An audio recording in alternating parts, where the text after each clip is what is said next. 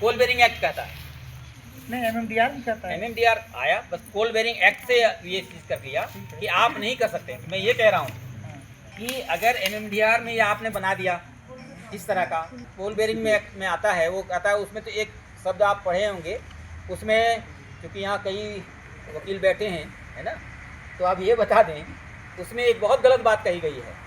और कोल bearing act हमारे जो मूल अधिकार है उसका खुला उल्लंघन है, खुला उल्लंघन है हमारे मूल अधिकारों का।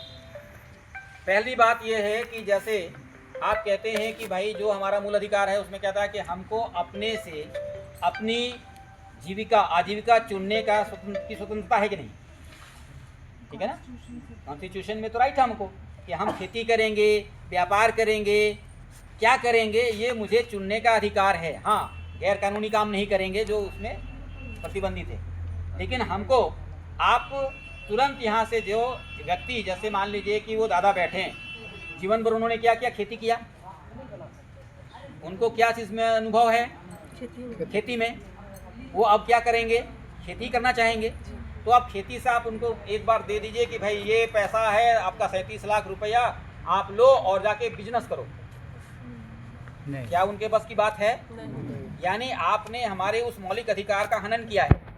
हम जो जिंदगी भर जो चीज़ सीखते रहे हैं उस पर आपने मुझे महरूम किया है और हमको डाइवर्ट कर रहे हैं, कह रहे हैं कि आप तुम जाकर के बिजनेस करो, तो वो पॉसिबल है नहीं, क्योंकि हमने खेती सीखा है। ये तो ठीक वैसे ही हुआ कि किसी बच्चे को हमने ट्रेनिंग दी कि भैया तुम नदी में तैरो, तैराक बनाया, और जब वक्त आया ओलंपिक में भेजने का तो भारत सरकार ने उसको भेज दिया क्या कि अब तुम वहाँ जाकर के दौड़ोगे, 100 मीटर दौड़ो। तो बेचारा जो जिंदगी भर तैरा है तो दौड़ेगा, वो तो तैरने लगेगा जमीन में, नहीं तैरेगा, क्योंकि सीखा तो तैरना, ठीक है ना। तो यही हाल इस देश का है कि जो हम काम कर रहे हैं वो काम नहीं करके फिर हमें डाइवर्ट करने की बात कहता है कि तुम ये काम करो। दूसरी बात उसमें और है, उसमें जो सेक्शन 8 है वो क्या कहता है कि आप अपने से ये बात ना कहें कोल बेरिंग एक्ट में कि हम अपने से कोयला निकालेंगे, और ये सिर्फ सरकार भी नहीं कह सकती, ये शब्द भी जोड़ा हुआ उसमें, आप उसको देख एक्सप्लेनेशन है ना, एक्सप्लेनेशन में कहता है सरकार भी नहीं कर सकती। अरे जब सरकार भी नहीं कर सकती है, जनता भी नहीं कर सकती, तो कंपनी कैसे कर लेगी? मतलब तुम्हारे पास सिर्फ कागज का एक टुकड़ा है, कंपनी में तुमने रजिस्टर्ड कर लिया है, कागज का एक टुकड़ा बना लिया, और उस कागज के टुकड़े से तुमको ये राइट आ गया, तो फिर ये वायलेशन है 39B में जो होना चाहिए था इस देश में जो नहीं हुआ। हमको उसकी लड़ाई लड़नी चाहिए। 39B में जो मैं बार बार कहता हूँ, इस कोट करता हूँ कि भाई इस देश के जो संसाधन है उसकी मालकियत समुदाय के हाथ में आनी चाहिए, ये 39B कहता था, और इसके अनुरूप देश में कानून बनाया जाना चाहिए था। लेकिन दुर्भाग्य से जब से देश आज़ाद हुआ, चाहे कोई पार्टी की सरकार हो, मैं किसी पार्टी का समर्थक और किसी पार्टी का विरोधी नहीं, सबका विरोधी रहा हूँ या सबका समर्थक कह लीजिए आप, बनना चाहिए था ये कानून बनता, इस देश के लोगों को मालकियत मिलती, लेकिन आपने वो दिया नहीं और कह दिया कि कागज़ का टुकड़ा बना लो तो तुम मालिक हो जाओगे और इस 10 अरब के भी मालिक हो जाओगे। अगर वही कागज़ का टुकड़ा हमारे पास आ जाता और कहते कि भाई ये कानून बनता, तब हमको अब एक नई लड़ाई की ज़रूरत है। वो लड़ाई की ये ज़रूरत है कि 39B के अनुरूप आप कानून बनाओ ग्राम सभा का, और ग्राम सभा अगर ज़रूरत है इस देश को, मैं कह रहा हूँ अगर ज़रूरत है, जबकि मैं ज़रूरत नहीं है ये सिद्ध करूँगा कि ये ज़रूरत अगर है कोयले की, तो कोयले की ज़रूरत को पूरा करने के लिए हम ग्राम सभा को कह सकते थे कि इतना कोयला तुम निकालो, और जो टैक्स है ना, ठीक है, देश को चलाने के लिए टैक्स की ज़रूरत है तो वो टैक्स हम पे कर देंगे, तो ग्राम सभा में उतना बचता नहीं बचता, तो ग्राम सभा मजबूत होता, ग्राम सभा में लोगों को रोज़गार मिलता। अब कुछ लोग कहते नहीं ये तो क्या टेक्नोलॉजी है आपके पास, कुछ पढ़े लिखे है ना जो फुल पैंट धारी होते हैं वो बोलते हैं मुझे कि क्या आपके पास कोई टेक्नोलॉजी है। मैं कहता हूँ जिनको टेक्नोलॉजी देखना है वो आ जाइए बड़का गांव में, मैं दिखाता हूँ। 30-35 साल से कोयला बिक रहा है, 35-40 साल से कोयला निकाल रहा है, और उनके कोयला के खदानों में आज तक एक भी एक्सीडेंट नहीं हुआ। तुम जो कोयला निकालते हो सरकारी कोयला, सरकारी खदानों में, उसमें बहुत सारे एक्सीडेंट हुए, तुम्हारे उदाहरण है। तो तुम्हारा टेक्नोलॉजी अच्छा है कि हमारा टेक्नोलॉजी अच्छा है कि नहीं? और अगर आपको मिल जाए ये कहने के लिए कि भाई तुम कोयला निकालो और हमको इसी रेट पर कोयला दे दो, तो आप सक्षम नहीं हो क्या? है ना? अगर आपको इसी रेट पे मिल जाए तो आप भी करोड़पति बन जाएंगे। तो एक रास्ता है। पूरे देश के कई जो इस इलाके के जो लोग हैं, जिसकी बात मैं कह रहा हूँ, ये जो इलाका है, ये इलाका, ये जो पूरा का पूरा पार्ट है, इस पार्ट को करोड़पति और इस पार्ट को तो अरबपति बना सकते हैं यार। मैं इस पार्ट की बात अभी नहीं करूँगा यहाँ, लेकिन ये जो पार्ट है यहाँ, ये पार्ट और ये पार्ट, ये अरबपति वाला इलाका है, क्योंकि यही वो पार्ट है जहाँ अभी गोल्ड मिला है, सोना मिला है। ठीक है ना? ये जो हिस्सा है, तो यहाँ पर जो हिस्सा है, जो सोना का हिस्सा मिला है, या एक पत्थर है जिसको हम लोग हीरा के बाद पन्ना की बात करते हैं, हरा हरा रंग का होता है पत्थर, और उस पत्थर का एक रत्ती जो लगभग 125 मिलीग्राम के आसपास का होता है, एक रत्ती का कीमत है 5,000 रुपया। 125 मिलीग्राम की बात नहीं कर रहा, है ना? तो कितना है? और लगभग 800 स्क्वायर किलोमीटर में वो पूरा का पूरा फैला हुआ इलाका है। तो कितना अमीर होगा? ठीक है ना? उसको छोड़ दीजिए। झारखंड सरकार ने किताब निकाली है ग्रीन कॉरिडोर। ग्रीन कॉरिडोर को जो आप पढ़ेंगे तो उसमें एक आंकड़ा है कि इस झारखंड में 7.2 मिलियन टन, फिर से बता रहा हूँ, 7.2 मिलियन टन सोना का भंडार है। मिलियन टन में बात कर रहा हूँ, 7.2 मिलियन टन। तो 7.2 मिलियन टन का मतलब कितना हो गया? 70,20,000 टन, है ना? 70,20,000 टन। और उस टन को अगर किलोग्राम में बदल दें तो कितना? उसमें 3 जीरो और डाल दीजिए और उसको भागा दे दीजिए भारत की जनसंख्या से, तो प्रति व्यक्ति कितना आएगा? 140 के हिसाब से आप भागा दे दीजिए, 50 किलो, तो 50 किलो की 5 किलो जो भी आएगा, आप देख लीजिए कि झारखंड में इतना सोना है कि इस देश के हर आदमी को 5 किलो सोना दे सकता है। इतने अमीर हैं। और अभी 10 ग्राम सोने की कीमत कितनी है? 1.5 लाख। ठीक है ना? 10 ग्राम सोने की कीमत है 1.5 लाख। तो 5 किलो का कीमत कितना हुआ? भुला जाएंगे और पागल हो जाएंगे। मत गुनाह करिए, नहीं तो घर में सोने पड़ेगा। ठीक है ना? तो इतना अमीर होने के बावजूद भी हमारी स्थिति क्या है? 5 किलो अनाज वाली भीख मांगने। ये दुर्भाग्य है कि नहीं? तो इस दुर्भाग्य को बदलेंगे? कैसे बदलेंगे? बताइए, रास्ता अभी बताइए। यहाँ एक पाठ खत्म हो गया नहीं? गांव में एक कथा सुनते हैं ना सत्यनारायण का, तो एक अध्याय खत्म, शंख बजा दीजिए, है ना? तो एक अध्याय खत्म हुआ। अब आप यहाँ तक बताइए, मैं फिर कह रहा हूँ कि अगर कोई तकलीफ हो, बात कर लिए थोड़ा। नहीं कर पाएंगे, ऐसा करना नहीं पाएंगे। यदि कोई आप लोग अच्छी तरह इसको बनाए हैं, उसको ग्रुप सब में शेयर करने से रिक्वेस्ट है, कर देंगे। सबको अधिक से अधिक लोग इसको। मैंने एक पहले कहा कि सब लोग लिखें, इसीलिए सबको दिया गया, और साथ दें, कैलकुलेशन करें, पता नहीं, ठीक है? तो यहाँ तक अगर कोई ऐसा लग रहा हो कि जो मैंने अतिशयोक्ति की हो, एक्स्ट्रा बोल दिया हो, उसका तर्क दूंगा, या गलत बोल दिया हूँ उसका तर्क दूंगा। इस पूरी बात को जानने के लिए आप इसका वेबसाइट पे जा सकते हैं। ठीक है ना? बनहरदी कोल ब्लॉक का वेबसाइट है, तो बनहरदी कोल ब्लॉक ही लिखेंगे तो सब खुल जाएगा। एनटीपीसी का बनहरदी कोल ब्लॉक में जाएंगे तो सारा कुछ है डिटेल। ठीक है ना? तो आपको कैलकुलेशन भी मिल जाएगा। और फर्स्ट राउंड में जो पहला राउंड है उसमें सबानो, जगलदागा और उदयपुरा पर खतरा है, फर्स्ट राउंड। तो ये ध्यान रखिएगा। इसमें जो फर्स्ट राउंड में है, सबानो का 366.66 एकड़ ज़मीन जाएगा, जगलडगा का 65 एकड़ ज़मीन जाएगा, और उदयपुरा का 75.33 एकड़ ज़मीन जाएगा। ठीक है? बाकी लोग बाद में उजड़ेंगे। ये 3 मुहाने पर हैं अभी, तो इस तरह के साथियों को थोड़ा सावधान होना चाहिए। ये तो रैती प्लॉट की बात मैंने कही, और इसमें जो फॉरेस्ट लैंड जाएगा वो सबानो का 302.38 एकड़, जगलडगा का 64.99 मतलब 65 एकड़, और उदयपुरा का लगभग 50 एकड़ जंगल का बिजड़ेगा।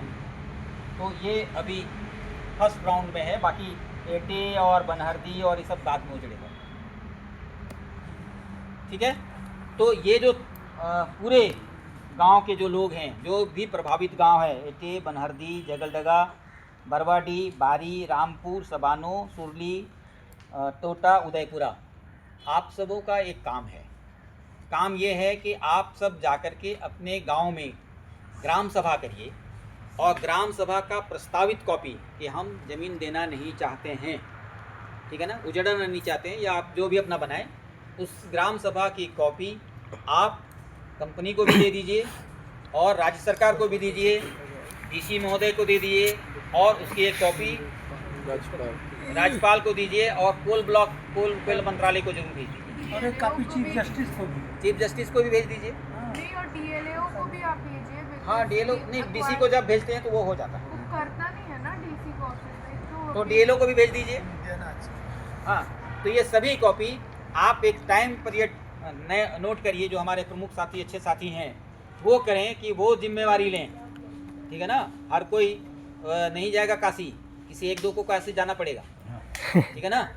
वो जिम्मेवारी लें और वो प्रत्येक सभी गांव में, जो 10 गांव हैं, 10 गांव में ग्राम सभा करें और ग्राम सभा का प्रस्ताव की कॉपी सभी संबंधित जगहों पर पहले भेज दें, क्योंकि अगर आप ग्राम सभा का प्रस्ताव नहीं भेजते हैं तो डीसी क्या करते हैं, वो 4-5 लोगों को बुला लेते हैं और एक आदमी को 22 आदमी बना करके सब का अंगूठा लगवाते हैं, है ना, और कहते हैं कि ये ग्राम सभा से प्रस्ताव मिल गया है, ठीक है। और से लेकर के आ गया। तो ये स्थिति बनती है।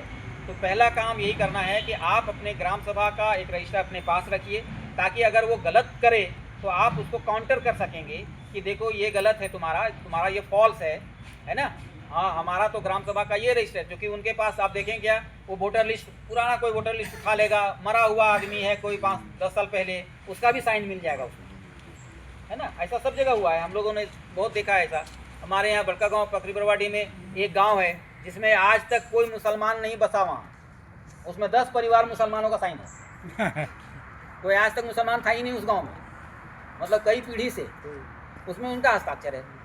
कई लोग कई साल पहले मर गए, वो उठ करके आए उस दिन हस्ताक्षर करने के लिए, तो ऐसे मिलेंगे।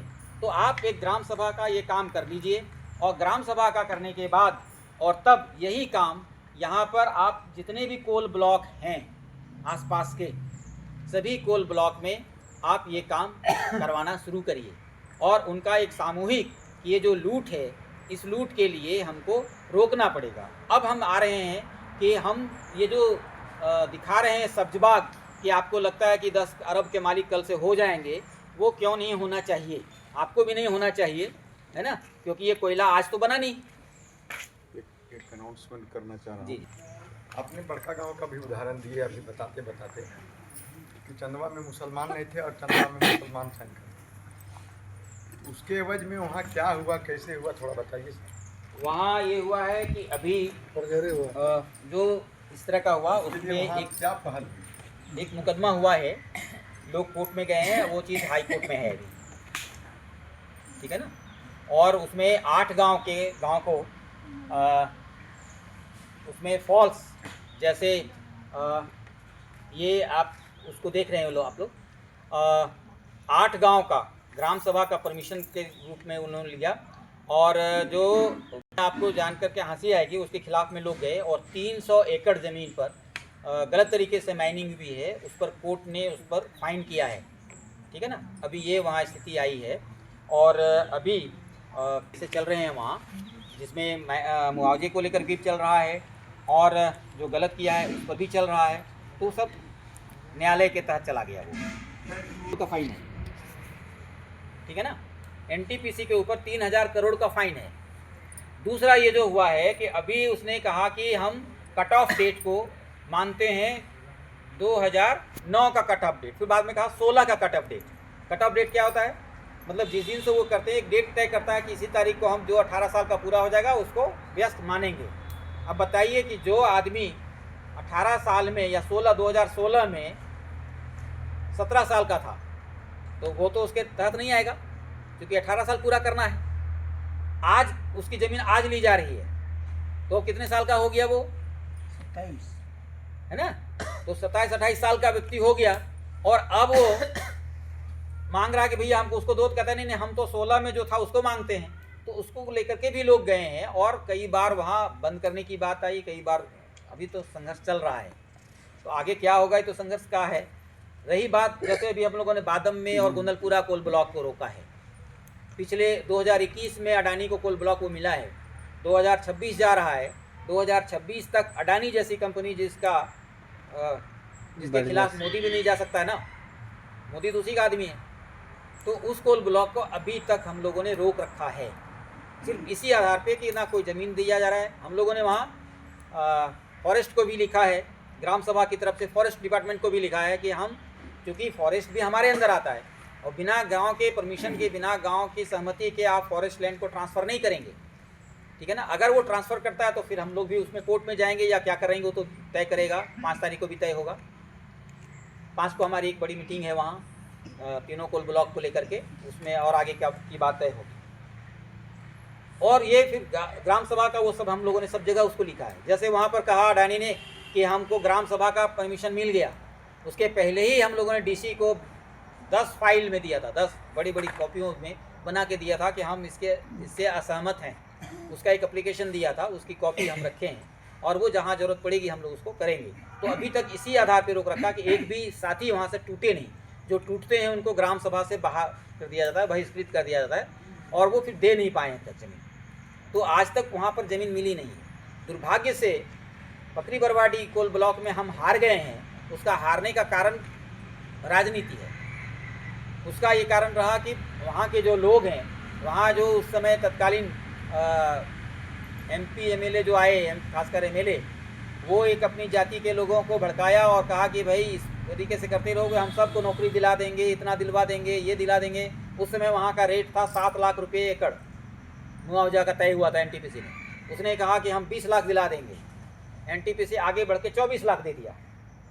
तो जिसको 7 लाख मिल रहा था, जो ज़मीन का सबसे बड़ा दुश्मन कौन है? पैसा नहीं, ज़मीन का सबसे बड़ा दुश्मन कौन है? दुश्मन पहचानते हैं आप? सीओ नहीं, सीओ नहीं, सबसे बड़ा दुश्मन वो है जो अब्सेंटी लैंडलॉर्ड है, जो गांव में नहीं रहता है, गांव में खेत है, बाहर रहता है, वो आपके इलाके का सबसे बड़ा दुश्मन है। क्योंकि उसको ये लगता है कि वहाँ तो हम खेती करते नहीं हैं, हमारा भाई खेती करता है, हमको 10 किलो अनाज देता नहीं है, मौका मिला है, अभी आया है कंपनी सब बेच के पैसा ले लो। वो टूटता है। आपको रोकना पड़ेगा तो उसको रोकना पड़ेगा, वहाँ रोक लगाना पड़ेगा। तो दुर्भाग्य से हमारे यहाँ ऐसा हो गया, इसीलिए हम लोग सीखे इसको कि कैसे टूटता है वो और कैसे हारते हैं। तो जीत का भी हम लोगों ने चखा है स्वाद और हार का भी चखा है, दोनों हमारे पास है, कैसे जीते थे और कैसे हारे हैं, है ना। तो अब क्या हुआ कि वहाँ अब्सेंटी लैंडलॉर्ड्स को उसने दे दिया, वो बाहर रहते हैं, पैसा ले लिया और जैसे ही एक बार ले लिया, एक बार उसका जो 50 मंथ्स वाला क्रॉस कर गया था, हम लोगों ने बड़ा ये किया, वहाँ पर बड़ा प्रोग्राम किया, लेकिन वो बात बनी नहीं। फिर वो उन्हीं अब्सेंटी लैंडलॉर्ड्स, जो एक पूरा का पूरा गांव था उनका, है ना, और वहीं से माइनिंग शुरू हुई। गांव का नाम है उरूब नाम है गांव का। और उरूब गांव में लगभग 95% लोग बाहर रहते थे, गैर आदिवासी, गैर OBC, सामान्य वर्ग के लोग थे। उनके गांव में, उनके खेतों में काम करने वाला लेबर अब नहीं मिलता था, वो लेबर बेस्ड काम कराने वाले लोग थे और उनको सबका व्यापार था हजारीबाग में और किसी का पलामू में। तो उनको लगा कि अभी पैसा मिल रहा है, पता नहीं कितना मिलेगा, तो उन्होंने सबसे पहले दिया और पहला जो पॉकेट चला वो उन्हीं के खेतों में चला। उसके बाद वहाँ से जुड़ा हुआ फिर फॉरेस्ट हो गया। तो ये हार का है, पहले उस हार को भी आपको जानना पड़ेगा, उससे सीखना पड़ेगा, उससे हतोत्साहित होने की ज़रूरत नहीं है जी। जो हार आपके, जिस कारण से आपकी हार हुई, उस हार को अगर आप सीख लेंगे, इससे सीख मिलेगी आपको, तो आगे वाला जो लड़ाई है उस लड़ाई में आप उस तरह का हार नहीं करेंगे। ये हम लोगों ने सीखा है वहाँ, और इसी को लेकर के आगे बढ़ते हैं कि हमको उनको कंट्रोल में रखना है, ठीक है ना। दूसरा क्या है कि जो लोग इस गणित को नहीं जानते हैं, उनको अगर एक बोलेरो मिल जाए, ठीक है ना, एक स्कॉर्पियो मिल जाए और रोज शाम को एक बोतल मिल जाए और एक, है ना, एक प्लेट जो है मुर्गा दारू मिल जाता है, तो उनको लगता है कि विकास तो इसी को कहते हैं। और फिर वो अपने गांव में तोड़ने लगते हैं और फिर वो कहने लगते हैं कि भाई कोयला तो सरकार का है, आज न कल तो निकलेगा ही, और अगर 20 साल बाद निकला तो तुमको क्या मिलेगा, इसलिए मौका अभी मिला है, आज ही बेच डालो, है ना। वो ये समझाते हैं। तो उनसे ये कहने की ज़रूरत है कोयला तेरे बाप का बनाया हुआ नहीं, कोयला बने हुए करोड़ों साल का है। जब करोड़ों साल से नहीं निकला तो कल निकल के क्या कर लेगा भाई। कोयला कब बना? कोयला किसी एक सरकार के अंदर बना है क्या? कोयला बनने में करोड़ों साल लगे हैं। प्री कैम्ब्रियन पीरियड और ये सब पीरियड का है, कितना करोड़ों साल के पहले का है, करोड़ों साल फॉसिलाइज। हाँ, तो वो पीरियड में बना है कोयला, उस समय से कुछ नहीं हुआ। कुछ अधिकारी लोग ये धमकाते हैं कि कोयला नहीं निकालोगे तो अंदर आग लग जाएगी, है ना, तो जल जाएगा, देखो झरिया वाला स्थिति है, मतलब बेवकूफ़ बनाते हैं। तो उनसे ये कहो कि और जो जहाँ पर कोयला है वहाँ नहीं लगा है, तुम्हारे पहले दिखेगा कोयला तो ट्रेजरी में पैसा जमा हो जाएगा। नहीं, वो तो खैर वो नहीं कर सकते, वहाँ तो और बढ़िया है कि ट्रेजरी में जमा करके देखे ना उसको कैसे हारता है वो तो अच्छा है, वो उस डर से डरने की जरूरत नहीं है। अब मैं ये कह रहा हूँ कि देश को कोयला निकालने की जरा भी ज़रूरत नहीं है, 1 टन भी कोयला ज़रूरत नहीं है। मैं उस पे आता हूँ।